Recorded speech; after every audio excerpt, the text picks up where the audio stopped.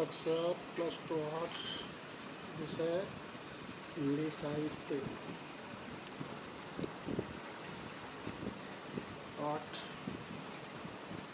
2 तुलसीदास। व्याख्या नंबर 4 का शेष भाग। दिन रात है। राम के कानों वेद 10 दिशाएं बताता है। उनकी श्वास ही पवन है और उनकी वाणी ही वेद है। उनके होठ लोभ रूप और दांत भयंकर काल के समान है। उनकी हंसी ही माया है और हाथ दिशाओं के रक्षक दिग्पाल के समान है। उनका मुख अग्नि है तथा जीव वरुणदेव है। उनके संकल्प अथवा इच्छा मात्र से सृष्टि की उत्पत्ति, पालन और विनाश होता है। उनकी हंसी माया के समान है। उनके रोम 18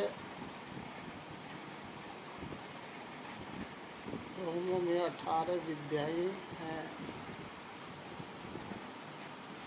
उनकी अस्थियां ही पर्वत है और उनके शरीर में फैला सिराओं का जाल और धमनियों का जाल ही सारी नदियों के समान है। राम का पेट समुद्र के समान है और शरीर का अधोभाग का अर्थ होता है नीचे का हिस्सा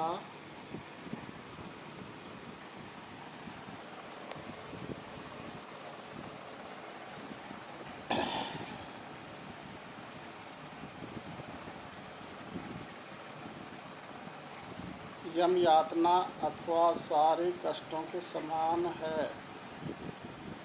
और क्या कहूँ, भगवान राम जगमय हैं, विश्व रूप हैं।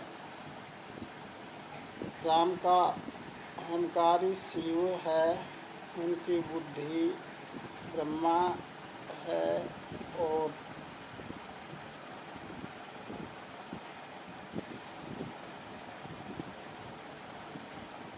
उनका चित्त सर्वव्यापक विष्णु अथवा पंच महाभूत है। सारे मनुष्य और चराचर जगत राम का ही रूप है। सबके स्वामी राम के चरणों में प्रीति कीजिए ताकि मेरा सौभाग्य नष्ट न हो। विशेष पहला पॉइंट, मंदोदरी का ज्ञान सुलझा हुआ सोच तथा राम के प्रति भक्ति भाव इस काव्यांश में उसे एक आदर्श पत्नी सिद्ध कर रही है। दूसरा है, अठी और क्रोधी पति को सही मार्ग दर्शन करने के प्रति भक्ति भाव इस काव्यांश में उसे बड़ी चतुराई से निभाया है। तीसरा है, पत्नी होने के नाते मंदोदरी की भूमिका तो विभीषण से कठिन है। रावण का परित्याग करके राम की शरण में नहीं जा सकती। चौथा है, काव्यांश में अनुप्रास, रूपक, उपमा आदि अलंकारों का प्रयोग हुआ है। पांचवा है, अवधी भाषा का प्रयोग हुआ है।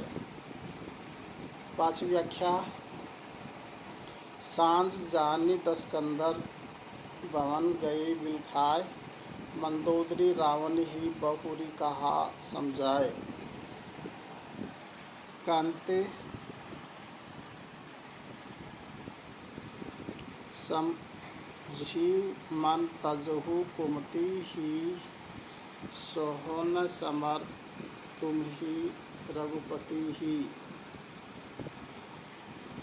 रामानज लघु रे खिंचाई, सोऊ नहीं नाघेऊ असी मनुषाई।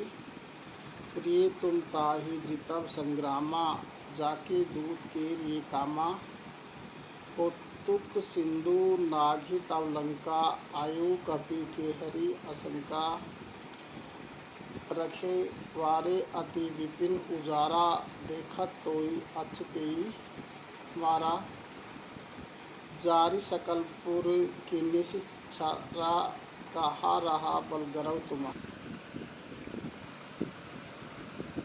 अब पति मृषा गाल जनि मारहु, मोर कहा कछु हृदय विचारहु। पति रघुपति ही नृपति जनित मानहु, अगजगनाथ अतुल बन जाहु। बान प्रताप जान मरीचा, तासु कहा नहीं मानी नीचा। जनक सभा अनगिनत भूपाला, रहे तुमुहु बल अतुल विशाला। बंजी धनुष जानकी ब्याई, तव संग्राम जितेऊ किन ताई। सुरपति सुत जानई बल थोरा, राखा जियत आँखी गई फोरा। सुफन काके गति तुम देखी, तदपि हृदय नहीं लाज विसीखी। बधी विराध खरदूषण ही, लीला हत्यो कबंद। बाली एक सर मारो तिहि, जानऊ दस कंद। प्रसंग प्रस्तुत पद्यांश हमारी पाठ्य पुस्तक क्षितिज में संकलित कवि तुलसीदास द्वारा रचित रामचरितमानस के मंदोदरी की रावण को सीख नामक पाठ से अवतरित है। इस काव्यांश में मंदोदरी अपने पति रावण को समझा रही है कि वह वास्तविकता को स्वीकार कर ले, राम से युद्ध करने की बात भूल जाए। वह राम पर कभी विजय नहीं पा सकता। व्याख्या। सायंकाल होने पर रावण